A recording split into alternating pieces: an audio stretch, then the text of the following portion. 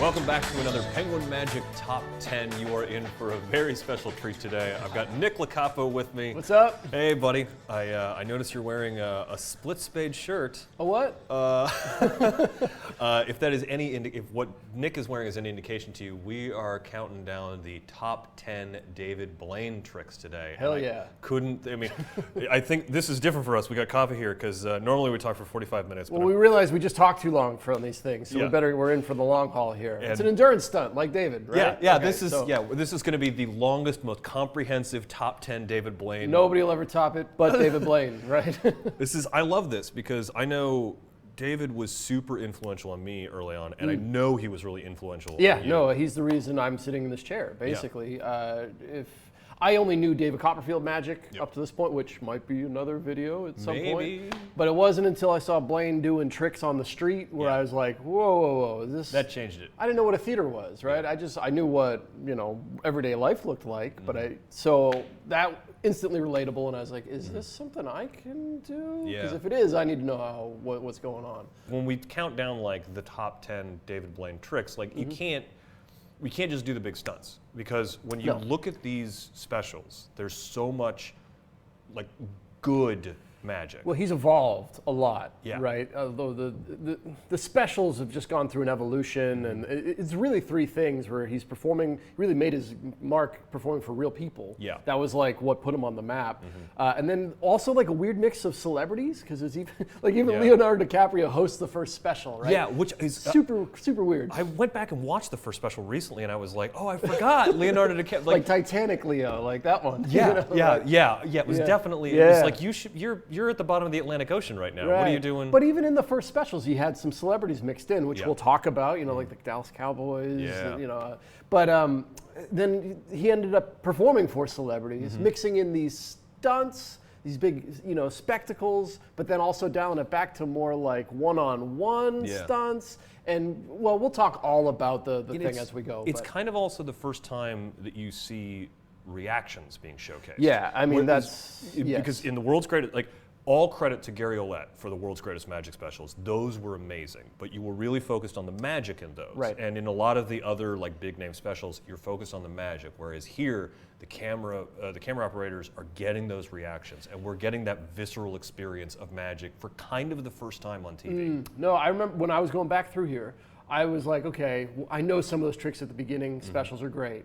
But I couldn't remember the tricks, but I could remember the people, right? Yeah. The guy in the red jumpsuit, the bingo bango, the quarter kid, right? Like all that stuff is still there. You don't necessarily remember the trick, but you remember the people because that's what they were really filming back then. Well, and that's what made it so great. Well, let's get to it. Let's start with number 10. What is your number 10? So number 10, I'm putting these in an order, but it was very difficult because it's, again, there's tricks and there's stunts and there's all sorts of stuff. Really, I feel like this list is probably it's all one, but it's 1.10, yeah, I tried to do 1.9, both. 1.8, I tried to do 1.7. both, right? Yeah. So number 10 is just one trick. Okay. So I figured we'd start where kind of he started, and that's the levitation. Oh yeah. From the first special. The legend is that he levitated for TV executives, and they were like, "Here's a dump truck full of money. Please make a special." He floated, right? He floated.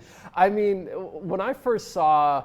I think somebody told me about the special because back then it was just you could just watch anything when you wanted to. What timeline was that? Heresy, right? So I got lucky, had to watch it on TV at some point. I guess somebody said it's on tomorrow. You have to watch it. Yeah. And I'm still pretty sure he's completely real and has sold his soul to the devil. He definitely actually levitated. And that was what sealed it for me. Yeah. Where I'm like, well, clearly this person is not from this planet. Yeah. This is something completely special. What we're watching here is an advanced human. The levitation is a really interesting display on television because he's doing a levitation that we all kind of know, but he's doing it so well. I don't know. He's doing it so well, and he's doing it following these other tricks that are real, just like showstoppers. The moment you get to that, as a person watching this, and this, he's not like, hey, what's going on? Oh, no. He's just like, well, he's got that very meditative yeah. when people are asking him how he does it. Yeah. It's just he has this really calming thing where he had to think, and when he'd fall back down, it was kind of took something out of him. Well, it's like in that first special, I vividly remember him doing the thing where you like eat the thread and then pull it out of your stomach. Yeah, that was very early on. I think it might have been in the second or third. Not quite sure. It doesn't matter. Yeah, but he would do. He did it for a kid, which is hilarious. He would do stuff, but I can imagine that, like, because again, that kind of magic is not showcased in modern media at the time. So if this dude with a camera crew walks up to you and says, "Hey, check this out," then he like, eats some thread and then pulls out of his stomach, and then he goes, "Now I'm going to float for you." Yeah. Like, even if it's a fill in the blank levitation, which is not the best levitation, you're still going to be affected because if you do it well, and he clearly does it well. Well, it's all lead. It only works because of who he was or is, right? Yeah. I think his personality's changed possibly a little bit. I don't know if he could get away with the levitation as much anymore, right? That's an interesting thing to think about. I wonder if I would really be interested to see him doing the levitation now. Yeah. So, but like everything that he would have shown somebody up to the point that he levitated, he's just laying the groundwork for like, who the hell is this guy? Yeah. I was like mysterious stranger, magic man type of thing back in the day. Yeah. So, if I levitated for somebody, it's a trick. David does it, and it's a happening. It's a sign that hell is real. Yeah. Right. So he had to put levitation number 1 or number 10. It could be number 1. Yeah. It doesn't matter. It's an iconic piece of his history. Yeah, and at the time he wasn't doing. I mean, he did stunts prior to this, but at the time this was like the big stunt of the special. Right. Yeah. It was the big moment. Yeah, because he was levitating on the street. He wasn't levitating on like a fountain of water. Yeah, that was like what got the Grand headlines. Canyon. Like, what the how? Yeah. It probably was being compared to theater shows like Copperfield and stuff. Which like isn't fair to the people who are doing a levitation in a theater. Yeah. But at the same time, the levitation is happening in an environment with real people. It's a whole different kettle of fish. Yeah. So I had to put that number 10. Totally understand. Let's move on to number 9. So number 9, this is where you get into 9.1, 2, 3, 4, 5, because we'll talk about like the evolution of like kind of what his specials have gone through here. But early on, and we touched it at the top, is that he performed for just a lot of random real people on the street.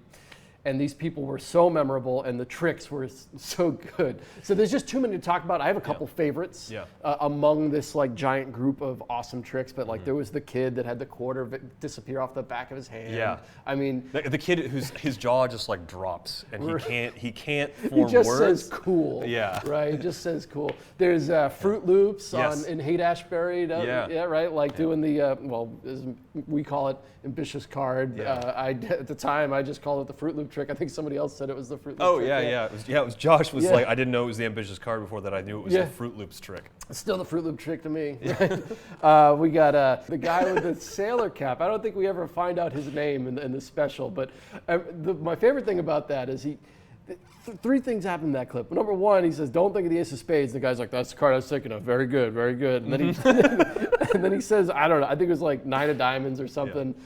And he opens the deck, and the 9 of diamonds is reversed, and the guy is blown away. Yeah. And David's like trying to show him a third phase here. I don't even know what he was trying to show him, but the guy's like, "This is worth thousands of dollars. What are you doing here?" He's just like almost telling him, like, "I don't want to see another trick," right? You're like, "What are you doing here? Don't get out, get out." Yeah. Little does he know, he's now worth millions of dollars. Yeah. But so. The one trick that really stands out for me, and I can't remember if it's special 1 or 2, because those two bleed together in my head. Because the magic was really similar in those first 2, but it's the one with the old hippie where he borrows the cigarette and he does cigarette through quarter.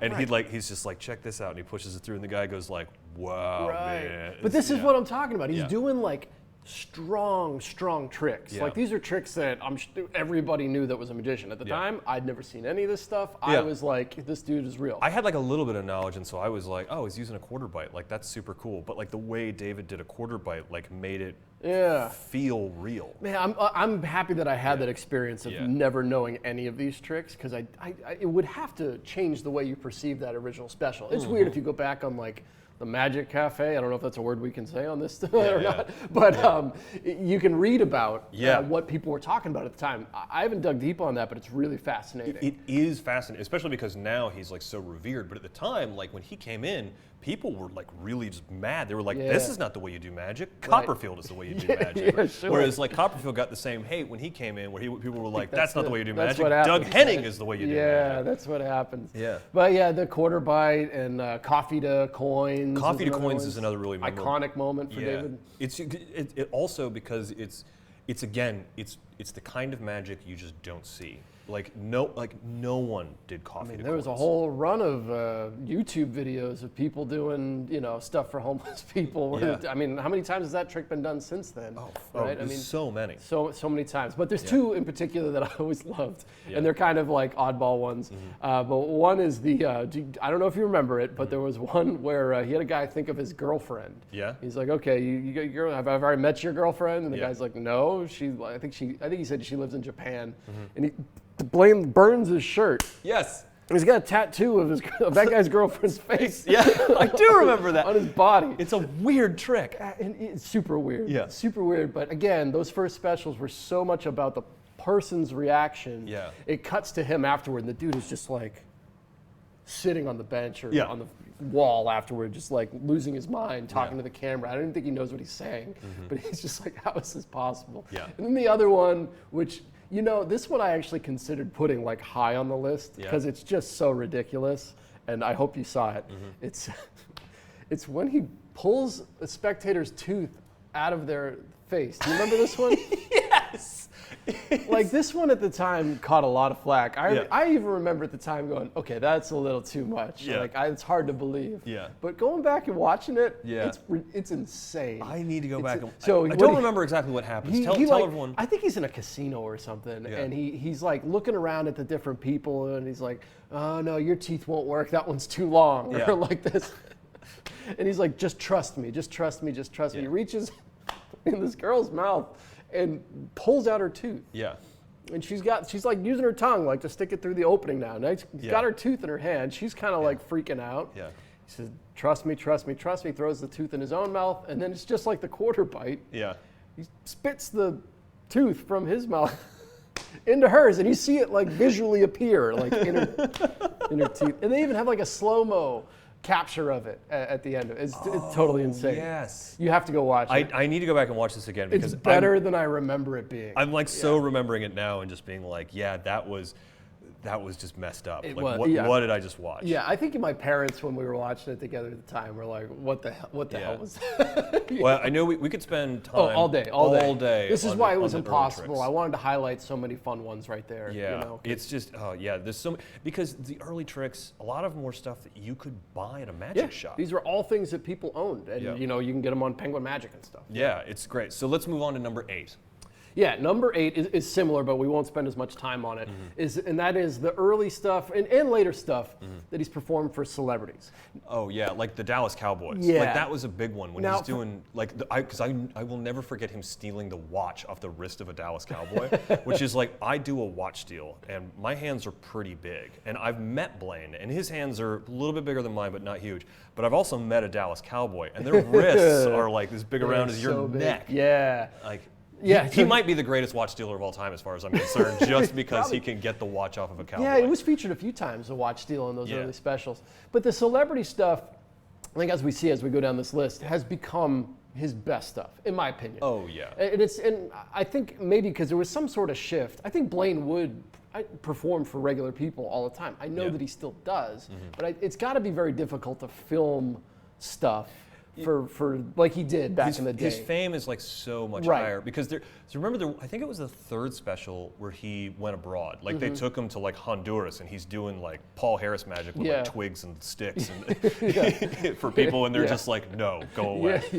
He was getting those reactions for them, but I feel like a lot of what's going on though is that like famous people can kind of hang out together and be real people, and you get this sort of behind the veil. Yeah. Because another one that sticks out for me is I think it's Jason Sudeikis and Olivia Wilde, or maybe it's not Sudeikis, but it's Olivia Wilde and her husband are together, and David was performing for them, and it's like you watch everything fall away. Yeah, they're just real people. Yeah, it's just interesting watching a celebrity react that you feel like you kind of know them a little bit, right? And they're just not going to act. I would imagine if Blaine went anywhere and the reactions are just going to be so insane because people just want to react to a David Blaine trick. You know what I mean? Like, I want to react to a David Blaine trick. We saw him at Magi Fest a few years ago when he just came. He wasn't a special guest. He was just like showed up to a convention, and the reactions for him just walking down the hallway were wild. Yeah. So it's interesting because he was performing for celebrities as like an unknown back in the day. So it's just fun that kind of is a thread that has continued and now is kind of just primarily the way that it gets done. But yes, the Dallas Cowboys clip was awesome. I'm a big sports fan. Yeah. So Coach Joe, the 2-card monty, and they just losing their mind. And then a more recent one that just kind of became like an iconic staple. I had to include it on the list, even though it wasn't like for me one of the best tricks. But the moment where he's in Harrison Ford's house. Oh yeah. And he makes the card appear in the orange. Yeah. And I think it was a thought of card just appears in any orange that Harrison chooses out of his fruit bowl and on his island in his kitchen. And I'm sure this will get bleeped out, but he looks at David and says, "Get the out of my house." Yeah. Right. It's such a good like real Harrison Ford moment where you're like, oh, Harrison Ford really is Han Solo and the president of the United States. You don't even care if he's acting. You wouldn't be able to tell if he was in the moment, but it's just like, it's exactly what you wanted Harrison Ford to say to David Blaine in the moment, right? So, and the other one that's kind of an abstract one, and maybe you saw it, maybe you didn't, is he got on this kick for a little while where he was working on getting punched in the stomach. Yeah. Oh, yeah. Like he was doing like the Houdini stuff. Yeah. He wanted to do that, and he set up a thing with Kimbo Slice, where he let Kimbo Slice punch him in the gut. That's how I know that David Blaine has demonic powers, is because he survived a direct punch to the gut from Kimbo Slice. Kimbo Slice, R.I.P. Right? Yeah. But like some of those old YouTube videos of Kimbo, man, those were pretty raw. If you went back and watched those, he was a scary dude. Yeah. And when you watch that clip now, it kind of doesn't have the same feel to it because they just haven't seen Kimbo, talking trash in a while. Yeah. But man, when I heard that he was gonna do that, I was like, what? The celebrity interactions throughout the course of David Blaine's career, particularly the awkward interview between him and Leonardo DiCaprio, where they've clearly never met until the set started. Speaking of never met, I should mention, I don't know David Blaine. I'm just a super fan, right? No. Like, I don't even technically want to meet him. Like, I would love to meet him. I would be, it'd be great. But I almost don't want to. I just want to I want to have at least one legend in my brain. Right? I've also not met him. I ordered a drink while standing next to him at a convention, but I don't think that counts. Yeah, I've been in the same boat where he's been like in the room, like, holy crap, it's David Blaine. But I'm like, one day maybe I'll bump into some other way. Okay, so let's get more specific here on like specific tricks and moments with David Blaine. So let's move on to number 7. All right, number 7 is one that I don't see talked about almost ever. I'm surprised. And I think I know which one you're talking about because this is one that no one ever talks about. If I'm predicting correct. Now, first of all, did you know David Blaine's dead? Oh, as of this moment. Yeah, David he's Blaine's 100% dead. Well, it is funny if you search David Blaine. The first thing that comes up is how did David Blaine die? Question mark. And then if you click on it, it says David Blaine was. And we'll talk about that. David Blaine is not dead when we're filming this, by the way. But there's a pretty good chance he's a zombie. He did kill himself once on live television. Yeah, it was on Carson Daly. It was on the Carson Daly show. Yeah. And this clip, you can find it on YouTube. Oh, it's so David good. Blaine, so he's on the Carson Daly show, and Carson's asking him about body stunts and how does he prepare and all this stuff. And David's like, well, I can show you. And then he stops his own pulse. So Carson's like feeling his first pulse, and David's like going into this like meditative state, and his heart stops. And you can tell when something hasn't been like prearranged. Because Daly's like, what the hell is going on? Yeah. He must have just known that he was going to go on and do a trick, so he's trying to like lead him into it. But then, so after he stops his own pulse and Carson's like freaked out, he kind of gets into this meditative state. He's like, yeah, you can do crazy stuff. I don't remember exactly what he says. Yeah. He opens his shirt and then reaches inside of his chest, there's blood coming out, and removes his own heart. It's the wildest clip you've ever seen. He's holding his heart in his hands on Carson Daly, bleeding out. Yeah. Daly's out of the chair in the back of the room at this point. He doesn't know what to do. Yeah. In fact, he looks like he's trying to isn't somebody gonna help him? Yeah. It looks so good. Yeah, and then Blaine just collapses on the floor. Yeah. and and dies. I guess it's kind of a bad trick to do if you're trying to tell people that you're like the real deal, because you can't just. Well, I guess if anybody can resurrect himself, it'd be David Blaine. Oh, yeah. But yeah, he killed himself on the Carson Daly show. The best part of that clip is not that he puts it back in. Like, he doesn't put his heart back in. No, he doesn't put it back in. He just collapses and then plays dead. Bleeds out and just lays on the floor, and then it just cuts. And that was, I think it was on MTV, I think. I don't remember if that show was on MTV or some other channel. Yeah, it was definitely around that time when like Carson was sort of transitioning out of being a VJ and into being like a serious late night host. That's just always stuck with me, because I think I remember reading a headline where it's like David Blaine rips his heart out of his chest. Yeah. And I was like, what? And I remember staying up late, like refreshing like whatever internet page existed at the time, trying to find any information on it. It's always stuck with me. It looked really good. It was really a non sequitur. It didn't make a lot of sense. And also, it was one of those where the Late Night with Carson Daly at the time was not like a show that people tuned into. You watched Late Night with Carson Daly because you had nothing else to do. You had seen the rest of television. It was a strange choice. And it was the only place he could have gotten away with that. So it was one of those like real, because if he'd gone on Leno and done that, they would have never aired it. No, probably not. And especially like if it was a surprise, right? Like if they didn't tell Letterman he was doing, Letterman would be pissed, right?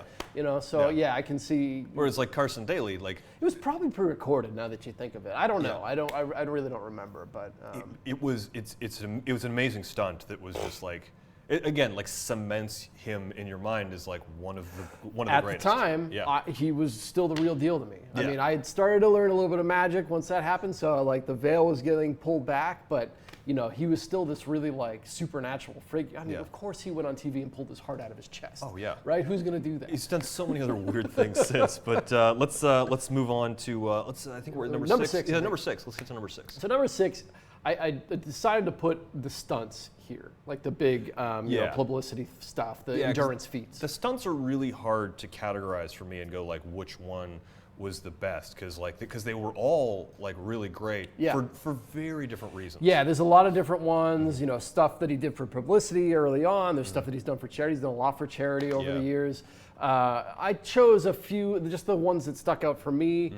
Personally, number 1 would be the Buried Alive stunt. Yeah, I didn't really experience the Buried Alive stunt the way a lot of other people did, because I read about it in his book. Yeah. And there's like a really great photo in his book, Mysterious Stranger, where I think it's a kid is like looking in, because he's underneath, so he's buried 6 feet under, but there's a column of water over it, and then he's just in like a coffin with like a clear thing, and he's just like smiling and waving at a kid.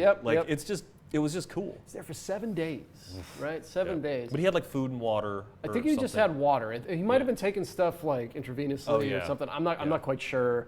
This is early on when he was just getting started in like testing the boundaries of his body. Not doing a ton of the endurance stuff yet. Yeah, and it's always interesting to talk to people about what they think of the endurance stunts. I think we realize that they're more like you kind of had. He's following the Houdini model almost of like getting a big. You have to like make a headline somehow. Houdini is so far in the past that we didn't really connect the endurance trials that like Houdini tended to do with magic the way people would have done back then. I guess maybe Copperfield was the only one that did anything close, but his stuff was like big and showy, and there was more trick than like Tornado of Fire was definitely like an endurance stunt, but it was also so big and showy that it had to be a magic trick. Yeah. You know what I mean? Keep an eye out for the David Copperfield top 10, by the way. Yeah, we'll definitely talk about that. For sure. Yeah, but Buried Alive was good, because after Buried Alive, the next... Frozen in Time. Oh, which is the one that sticks out in my Frozen head. in Time was probably the big... had to have been the one that landed on people's radars first, even though Buried Alive was before it. It was like heavily promoted, but also like... Well, because Buried Alive, he was on the outskirts of New York City, I think. I think he was like not downtown. Frozen in Time, he was in, I believe he was in the Macy's store? He was in Times Square. Yeah, I think he was like in somewhere down there. Because you could go past it. I didn't get to go past it, but I remember seeing it on television and thinking like, and the special ended like in a very dramatic way, because they cut him out of the ice and then like took him to the paramedics. Like, he watched on live television as he was taken to the paramedics. Yeah, he was in there for 72 hours. Yeah. And I remember I'll never forget that's the time I learned what a catheter was. That special, that stunt, that was definitely the one that landed on, people thought about first with him. It's definitely the one that like I've always like gone back and thought about the most, because it was the first time that I sort of realized like, oh, he's really doing this. Yeah. Like this is not a magic trick. And it was that dramatic ending where they're pulling him out and taking him to the paramedics, where I went, he's not faking. Right. And I think that was the important part, that he didn't sort of just like emerge and was like, yes, look at me, I'm the king of the ice. Yes, he was like, please, no one do this again. Yeah, that's a good point. Like, end the special in the hospital. Yeah. Right? Yeah. Yes. Yeah. Because then you don't like. It's almost like a cautionary tale where you don't have to be like, kids, don't get a giant block of ice and sit inside it for 72 hours. Like, yeah. It was a gut reaction watching it. Yes. Yeah. And how gut wrenching it was I don't remember any of the magic in that special.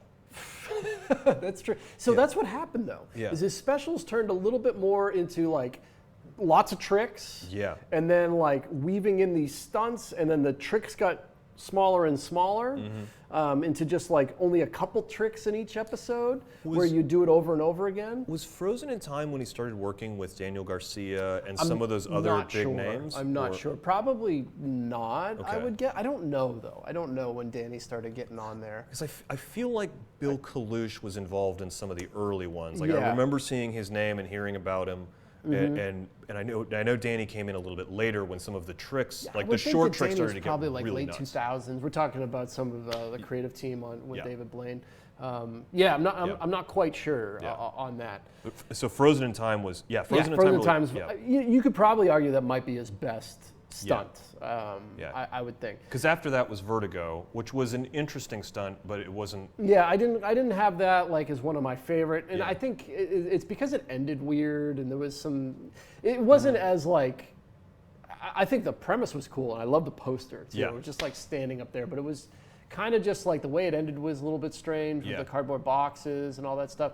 But the one that I did list here was Above the Below. Yeah, so that's the special. That's the one Blaine special that I haven't seen. But when he was doing that, I remember seeing the news stories and like the British public like flying drones with McDonald's underneath it like past him, and like there was this weird sort of thing where he was like trying to do something, and then like there was a serious divide over what was going on over it. Yeah, that's kind of the difference between Vertigo and Above the Below. Like Vertigo, when you read it, sounded very difficult, but it just seemed not that bad. If David were here, he'd be like, "You're an idiot," right? It was super hard, which it probably was. Oh yeah. But I think being able to relate to it was tough. I could barely sit in this chair for the 45 minutes these things take. I can't imagine standing on a pillar. Yeah, right. Being able to relate to it was tough, but being able to relate to sitting in a box over the river there for 44 days without eating. Yeah. That's crazy. Yeah, and that's it's just, crazy. And I feel like that's something he sort of like he addresses in his TED talk. He's like, I really didn't use intravenous stuff. Like he's just water, just water and no food. And I believe him. I don't because I feel like he'd really established prior to this that these were true endurance stunts. Yeah, there's no reason to not believe him. No, especially all of this stuff like nowadays too. Maybe it's not so much true anymore, but like in that pocket of David Blaine, he was always like subjecting himself to science afterward. Yeah, that's definitely something that like Houdini would have done. You know, like it sounds like of course he subjected himself to science, but like. Yeah, that kind of proves the point too. You know, when you got like the Boston Journal of Medicine, like looking at his feet and stuff after he came out of the water, which we'll talk about in just a second.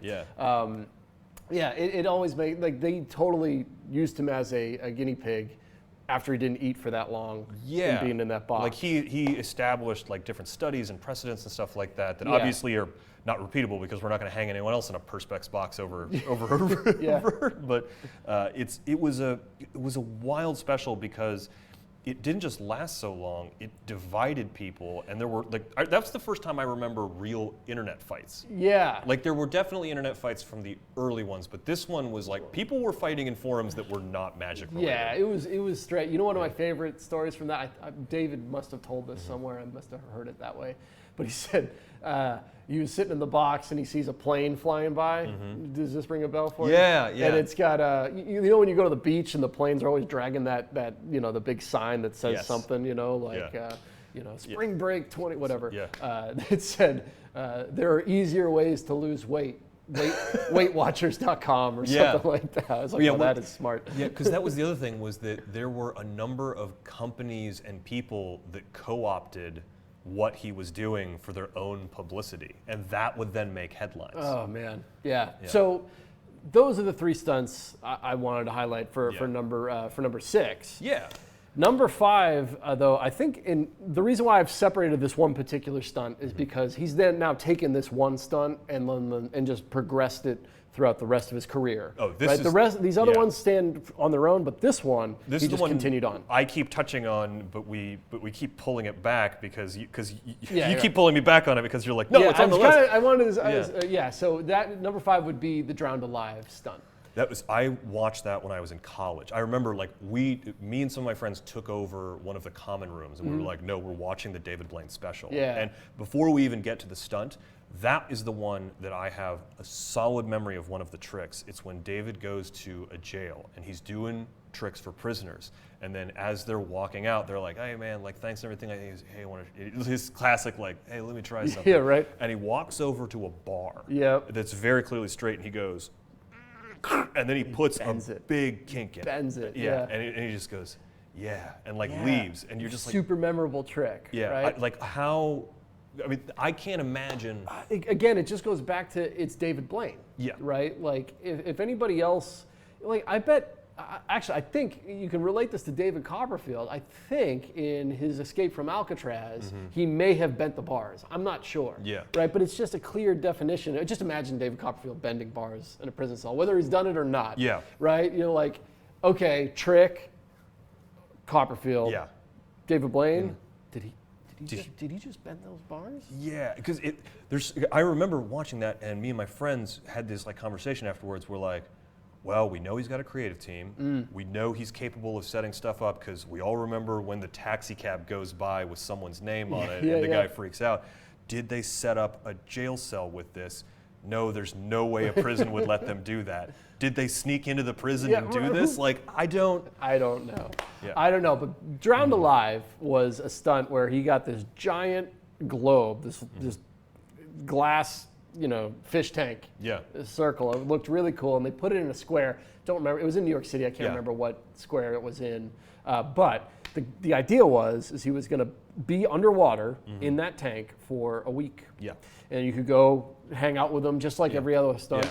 And so it was sort of like a throwback to the Buried Alive, but now he's in waters, but he can still wave at you. Yeah, well, just like Vertigo 2, you could have gone see him stand on the post, or Frozen in Time. You go check him out. Yeah. I remember, and I forgot to mention, I almost went to go see him at Frozen in Time. It was only a 72-hour window. I was in Massachusetts. I was like, how do we go? We can't. I don't know. Anyway, so Drowned Alive, he's in that dome for 7 days, and then at the end, he was going to take off because he's under there with oxygen mask. Yeah. It's very different from some of the other stunts. He's actually. But he was just underwater for 7 days during the night.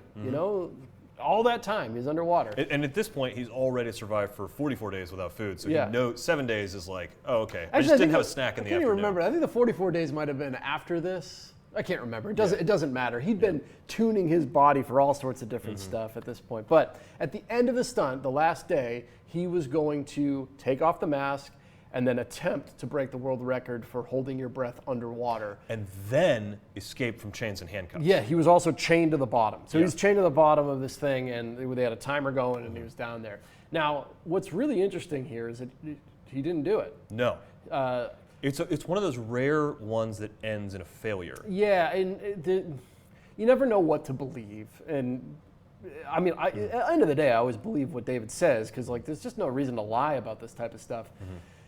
Because could he have broken the breath record? Of course. He wouldn't have done it if he couldn't. However, he also had never spent a week underwater prior to that, so you don't know what's going to happen, right? And at this point, I mean, man, look up some of the stuff about what happened to his feet and his hands and stuff after this. Is crazy, really gross. For being underwater. You know what it looks like when you've been in the shower for a little too long. Imagine a week. Okay, it doesn't matter. It's really rough. But then he spun that off into the TED Talk, which is you can see all of that in the TED Talk, I believe. It's fascinating, because then he did stuff like liquid breathing, which is where like you fill your lungs up with hyper-oxygenated water. Well, he got really, so he was under there and he failed. Yeah. And it might have been because of the handcuffs, and he said he exerted a little bit too much energy, like having to do something, but he didn't break the record. So it was like actually a really weird disappointment, because the end of the special was live on TV, and he did not break the record in front of a crowd in New York City. That's pretty wild, right?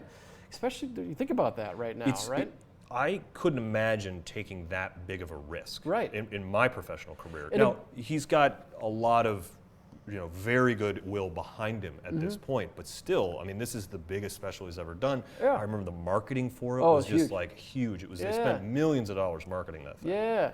So again, all of this is real. So his body is just destroyed after it. I mean, like he had to go through a lot of. I don't think he walked for quite a while. Yeah, because his feet were just so. The skin on his feet was like it was hanging like off, sloughed off. Yeah, it was bad. So he did then set up something with Oprah. Did you ever see this? I didn't see the Oprah thing. Yeah, where he went back and broke the underwater record on Oprah's show, which of course is probably better doing it than on your own show, on whatever. I mean, if you're gonna break a record on your own show, that's fine. But if you're gonna break a record on Oprah's show, you're gonna have way more viewers. Yeah, right, and new fans and everything. So that was really cool to see. Like it was like a really interesting redemption arc of like breaking the thing. And at the time, the record was like 17 minutes underwater. Yeah, I mean, it's just crazy to think about. I can't recommend the TED Talk. TED Talk's amazing. Because he really does get into. He got super fascinated with like the breath control and holding his breath and understand. Like I mentioned, the liquid breathing, and he goes through all of it. And he did stuff with like hot water baths and cold water baths, and he goes like pretty deep into the science. And he's like, and he made like a documentary to sort of have a backing videos with it. And you get the sense that not only does he understand like competitive diving and like the people who do like the super deep like the free diving. Yeah, free diving. Free diving. He got like really into free diving and training with free divers to do this. And it's like it's beyond magic at this point. And and I think that is another one of those things that made me reevaluate all of the other stunts and go, this is a whole other side of his life. Yeah, because when you start thinking about like once you're sold finally on like, okay, that was real, all of a sudden you're like, well, yeah, of course he was in that block of ice. Yeah. Maybe there was some things about, I don't know, but like maybe there was some things about it that may have helped him, maybe not. I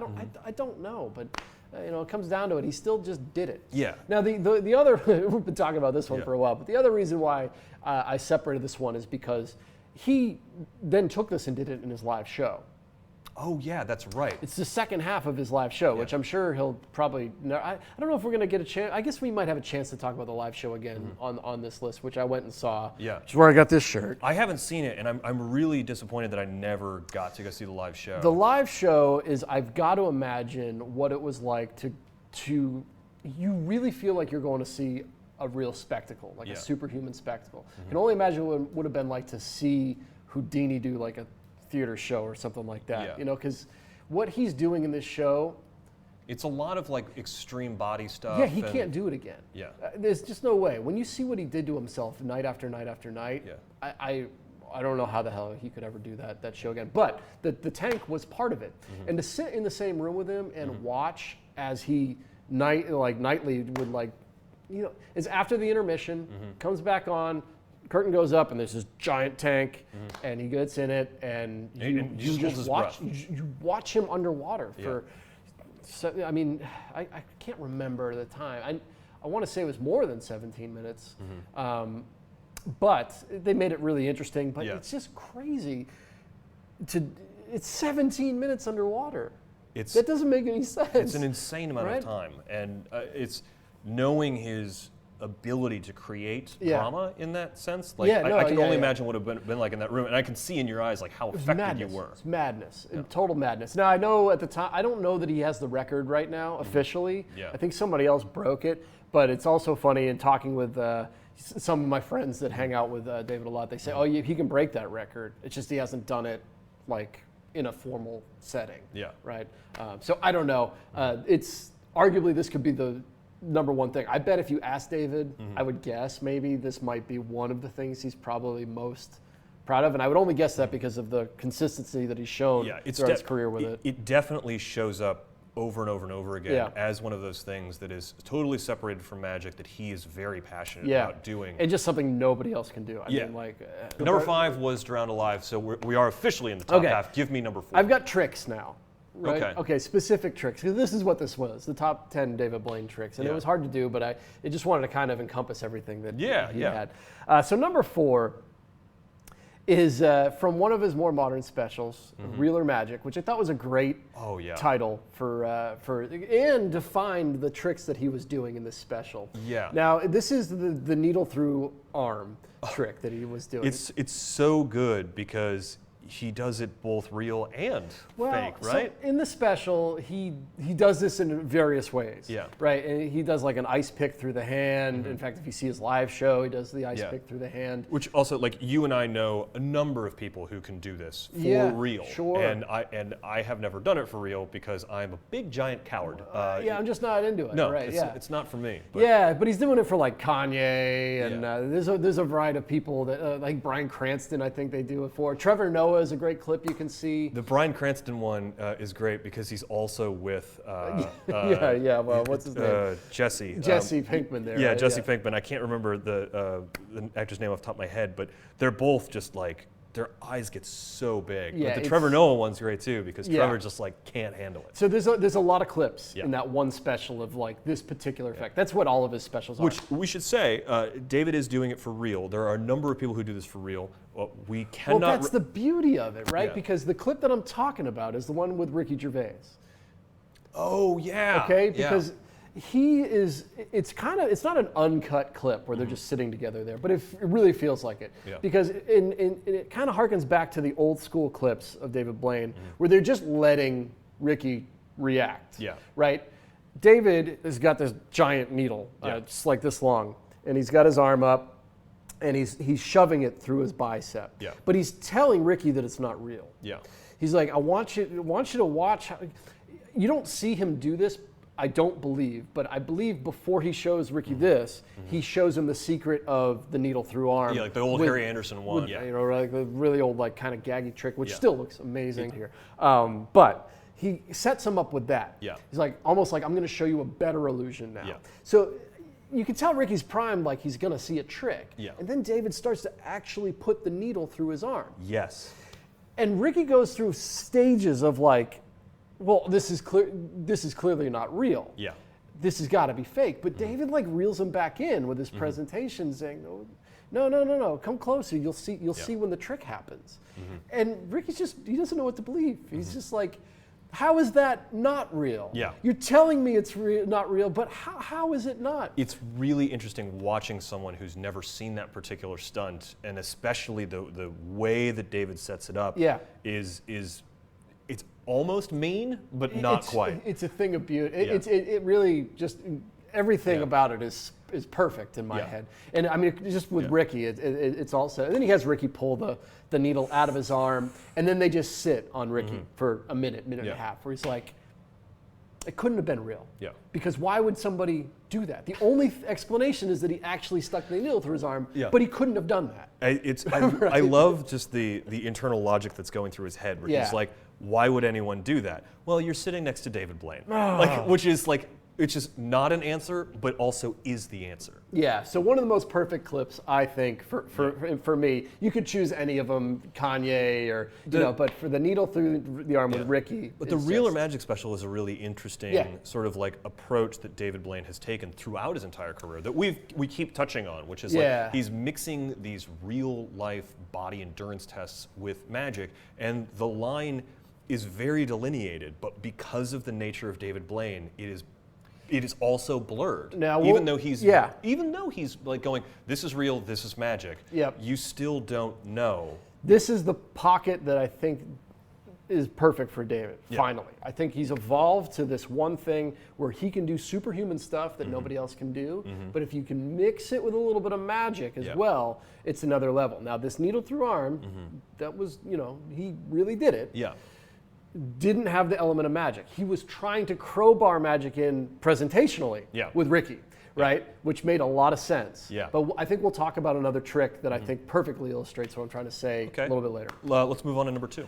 So number 3. Oh yeah, sorry. Number 3. I keep moving around. I'm just so excited. We're just talked for too long. That's all. I can't. I have no idea how long this is. Yeah, I have no but idea. it's Doesn't matter. It's worth it. Number 3. I've been training to do this top 10 my entire life, and I didn't even know it. Right? I'm so I don't want to rush through it at all. And No. I think we're on number 38. This is going great. Yeah, but number 3. Number 3. And again, this could be number 1. Yeah. Is the bullet catch. Oh, the bullet catch was. It's again. It blurs that line, even though it's very clearly real. Well, it's real. It's completely real. Definitely real, Yeah. but he's still playing with something that has forever been not real. Yeah. If you haven't seen it, you have to go look at it. There's an amazing slow motion clip of this bullet. I mean, he's using a metal cup in his mouth to catch the bullet. Yeah. It's crazy dangerous. It's arguably one of the more dangerous things he's ever done. Yeah. So this stunt, it's crazy to talk. Like, this is something that I have talked with like Danny about, and just like how, you watch this stuff on TV, and it's crazy, and you felt the emotion of like, oh my God, he's about to. Yeah. But like Danny was in the room when that happened, right? It really happened. Yeah. Imagine standing there and watch somebody that you like or love catch a bullet in their mouth, right? It's interesting to me because there's 2 instances of genuinely real firearms that I can think of, and it's this and then Darren Brown's Russian roulette routine, where it's like both of those, I instinctively know that everything is going to be fine because otherwise I would not be watching it on television. Yeah. We are not yet in a society where we are going to put someone's death on live TV on purpose. But at the same time, I know those are real firearms because I know these guys do not mess around. No. Well, I mean, so it's even a little bit more interesting for me because I was really good friends with the Skeens family. Oh, who Carl this is based on? Yeah, he did this on television in the 80s, I think like 1980 or something like that. He's only done it a few times, which is a few times too can only many. imagine doing it once, right? So Carl's in the original clip. Now, this is similar to the underwater stuff, where he actually carried it through to multiple specials after the first time he did it. I wrote it down because I had a hard time. What is Magic is the first time that he did this. Yeah. And he did it in a shooting range. I think it's Bill Kalush that actually pulls the trigger on it. Oh, yeah. So he catches the bullet in his mouth, and he's got like this metal cup that he catches it with, and it's a rifle. Yeah. It's stationary. It's not moving. It's like, it's like locked into position, and right. there's like a laser sight. These days, if you want to put a bullet exactly somewhere, there's a way to do it, right? And that's what they're essentially doing, except David Blaine's head is behind the cup that it's going into. Then he carried it on into the Beyond Magic special. Yeah, now that's the one where it's no longer stationary, right? The gun is stationary, but what he's doing is he's pulling a string to pull the trigger. Yeah, so he could move his head possibly. Yeah, he's standing there. He's got, if I'm remembering correctly, he's using his cell phone to see the laser pointer that's pointing into his mouth. So he's like, yeah, there was this element that like it kicked it up a notch and it made it, because I couldn't remember what it was. Yeah, and it's crazy to think that David watched the first clip possibly and said, you know what, it's not theatrical enough. Right? like there's maybe too much skill being attributed to the guy pulling the trigger, right? Yeah. Maybe I should be the one that pulls the trigger, right? Yeah. And you got to imagine he worked on this. I don't know how many times he's actually shot himself in the face. I don't know. I've only seen a couple clips. I know that David Blaine has shot himself in the face more often than I have. Yes. That's the only thing I know for certain. Right. Now, there's a great clip where he's doing it. I think he's doing it in Orlando. I think they went down to Orlando. It's got Ossie Wind in this clip and Danny Garcia and Carl Skeens as well. And there's some other characters roaming around in the back, where this is where David's pulling. He's got a string and he's pulling it. And he's got the cell phone, and he's kind of doing this, and then bam. And you can see the relief on Danny, and Ossie says, why don't you just kill yourself and get it over with, right? So I don't have to watch that ever again. Crazy. Now, the other thing that's insane, this goes back to the live show, I remember when the live show was being talked about, he was talking about doing all these different stunts that he's done throughout his career. And he was talking about doing the bullet catch every night. I'm so glad that he didn't put it in the live show, because we don't need another Chung Ling Soo scenario. He was I I think this is real. I think he was really trying to put it in the show. And then what happened was he was doing a show in MGM, and the cup broke in his mouth. Yeah. And he like shot himself in the face. And you could, there's some clip, I don't know if it's in a special or some interview or something, where he just thought he died. Yeah. You know, because like the bullet ended up like bouncing around in something, and he ended up getting a cut inside his throat. Yeah. I don't remember what it was, but yeah, I couldn't imagine seeing that on a stage every night. Oh. I mean, imagine if it went wrong in front of a theater full of people. Holy crap! Right? I saw Penn and Teller back in the day when they were doing the bullet catch live every night, and I know that bullet catch is 100% safe, but I remember being in that theater and going, "There's a loaded gun right there." Yeah, this is unnecessary. I do not want to be here right now. Yeah. I can see.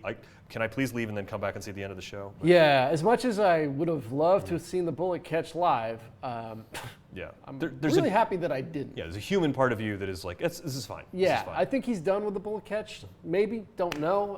Fingers crossed. It kind of had its end point there. It's like, yeah, let's not put this in the show. And I think everybody he was working with was like, don't put this in the show. Yeah. I'm guessing. I don't know, but he doesn't tend to listen to them very often. I'm guessing. I don't know.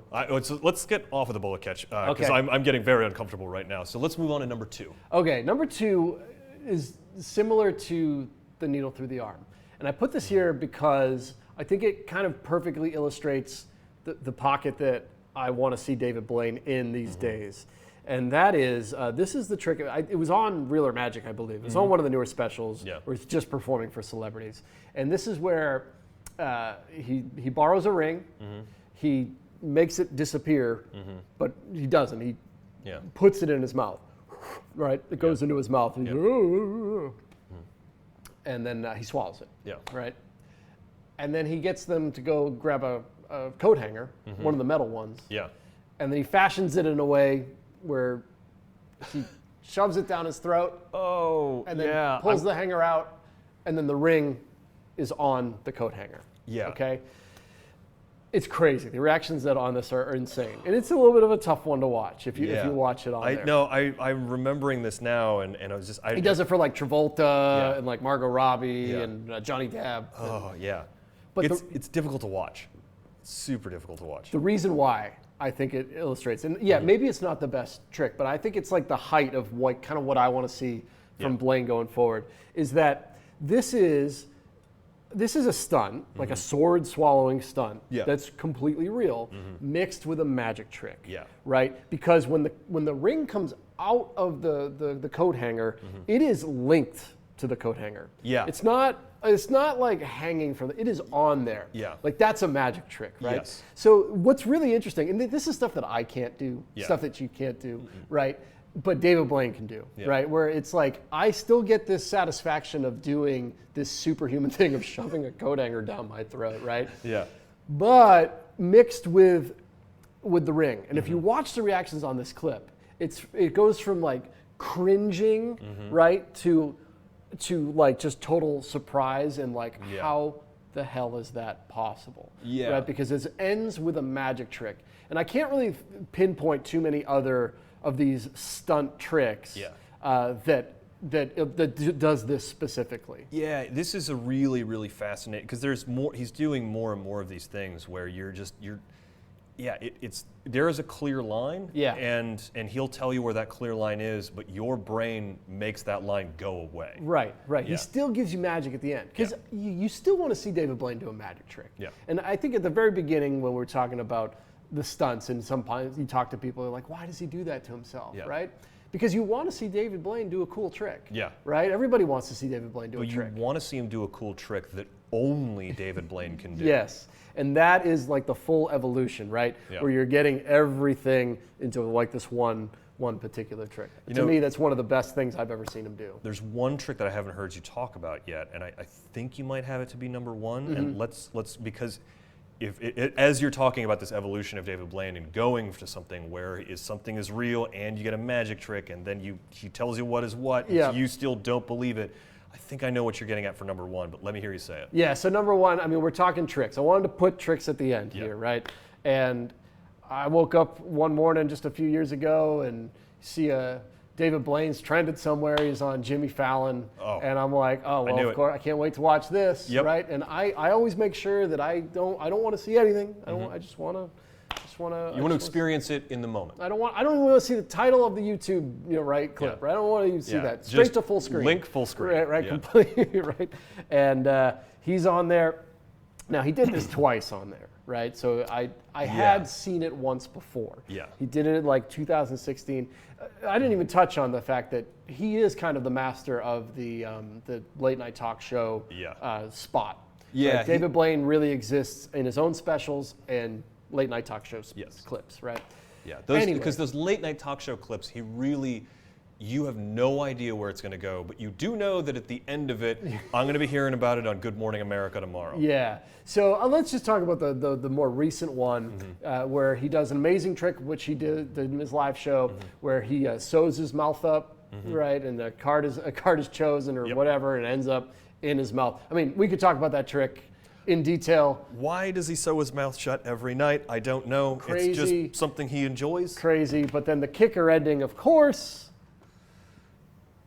is a frog comes out of his mouth, right? Which is the thing is, it's real. It's real.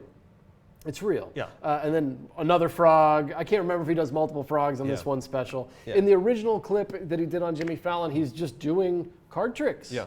Card tricks for like 10 minutes or 9 minutes. And they're like good card tricks. Awesome card tricks. They're wonderful. And then out of nowhere, he vomits a frog. And this is kind of like what I was talking about with stunts and magic, right? Yeah. Great. He's on the Fallon show. He's doing card tricks. You want to see David Blaine do card tricks, right? Yeah. And then he's able to hit him with just a kicker ending of, and here's a frog. And I have to say, in the pantheon of kicker endings, throwing up a frog is right above the pop-up move in the Ambitious card. Unbelievable. Yeah, like you remember, that's where he's come from. The pop-up, do you remember seeing the pop-up move in the first special? Unbelievable. You were just like, I can't imagine, how do you top this? And the answer is you throw up a frog on the roots. Yes, throw up the frog on the twice. Yeah.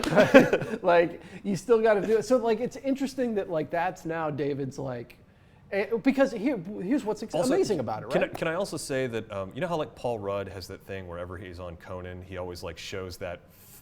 They're always like, we hear you brought a clip, and he shows that clip from the 80s of that like weird robot thing. Yeah. I hope that as long as Fallon is on the air and as long as David Blaine keeps going on that his Paul Rudd moment is that he keeps throwing up frogs on the roofs. Yeah. Well, he did it in his live show. It's crazy because when it comes, yes, it's got this crazy shock value to it. The human aquarium is what he calls it, by the way, because apparently somebody else did this. He loves finding those old sideshow things that somebody else did. Let's talk about the spouting for a little bit. Sure, that was in there as well. The spouting was like a big part of that special when the human aquarium started going up, which is a real thing. No, you're right, because I think that's probably the evolution for him, like his training his stomach to be able to regurgitate stuff. There's not a lot of people who can do the water spouting. Our friend Kieran Lefeiffer does it really well. Kieran's a interesting guy to meet. The first time that you introduced me to him, he said, "Hi, my name's Kieran," and then he human blockheaded his own glasses. Shoved up his nose, his glass up. But the spouting is a real thing, and then he does it where he drinks the water and then he floats the kerosene on it and then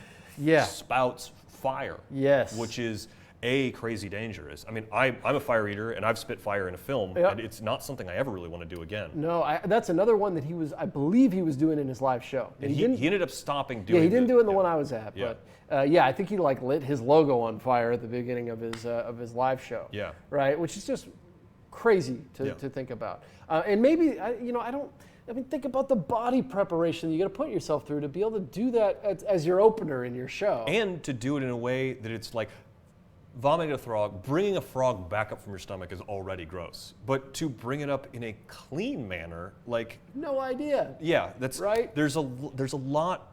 The show doesn't stop when the show's over for David. He's got like body stuff he's got to do before he gets to the next city. Yeah. Right? I can't even imagine what was going on. It's we can't have a frog coming up with lunch coming right? on it. Yeah, no, like you got to figure all this stuff out. I mean, it's so detail oriented in a way that I've never detail oriented a show together. It's wild when you start peeling back the layers and actually thinking about what that takes. Yeah. And it's evident in these clips where you're like, Okay, yeah, he just vomited a frog. That's crazy. No, but holy crap, he never went backstage. Like, once you realize it can't be a trick. Yeah. Right? Like, it's just madness. The human aquarium really does sort of emphasize a lot of what you're talking about, where we're talking about everything that he has done, tremendous amounts of preparation. Whether you go back to the early specials where, yeah, he's doing crazy magic, where do you remember the early card through window? Yeah. Like, that takes serious preparation, because he's not doing like the Danny Garcia chaos where you can do it by yourself. I mean, like, he's got to set this up.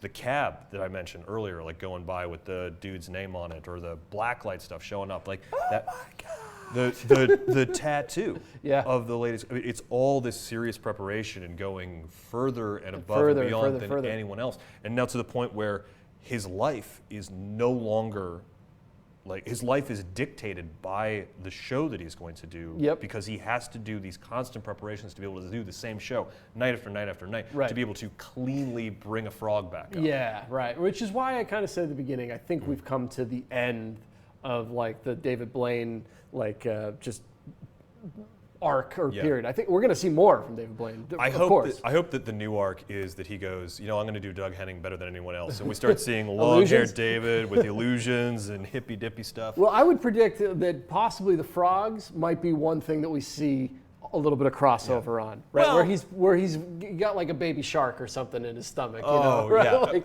especially if he starts just humming doot doot doot doot. He starts humming Baby Shark and then wah! Yeah, because I think that one he really enjoys, and for some reason it kind of seems easy for him, even though I'm sure the preparation is a nightmare. I think he kind of gets a kick out of that one. Well, just a guess. I have no idea. I'm sure he gets a kick out of it because I can't think of a way to be more close with your pets.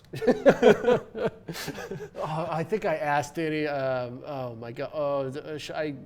I can't quite remember the name, but I had asked Danny one day. Danny Garcia, who's one of David's consultants and helps create a lot of the great magic that you see on those specials. But I had asked Danny if the frogs had names, and they do. They do. They do, and one was named after an actor, and I can't quite remember which one it was. Unfortunately, we're going to have to put that down below. Yeah, I hope it's something like Leonardo DiCaprio. It was something like that. Yeah. It was something amazing like that. Yeah, leave us a comment if you know what the frogs' names were, but it's always fun to find that out as well. Yeah. But yeah, that's it. I think he's kind of come full circle, which is a good time for us to talk about this. Yeah. I can't believe that I got to talk about this. Yeah, it's really, and it's an amazing point in his career, and they're still working on more magic, and I think he's working on a new show. I'm sure. I'm sure. I can't wait to do this. David Blaine one was a lot of fun. I feel like we should definitely do one for David Copperfield. For sure. As well as, I think there's a couple of other like sort of iconic magicians we could definitely do this with. Absolutely. Well, absolutely. If there's any of David Blaine's tricks or moments or specials that we missed that you did we miss anything? I don't know. I hope not. Obviously we both love David Blaine, and also if there's any sort of iconic magicians that you want us to do one of these like breakdowns and top 10s on, leave us a comment below. We'd love to hear about it, and be sure to subscribe so that you can hear more Penguin Top 10 lists. Thanks to Nick Locapo for joining me today. My name is again Eric Tate, and on behalf of everyone else here at the P3 Magic Studios, thanks for watching. We'll see you next time. David Blaine, we are not worthy.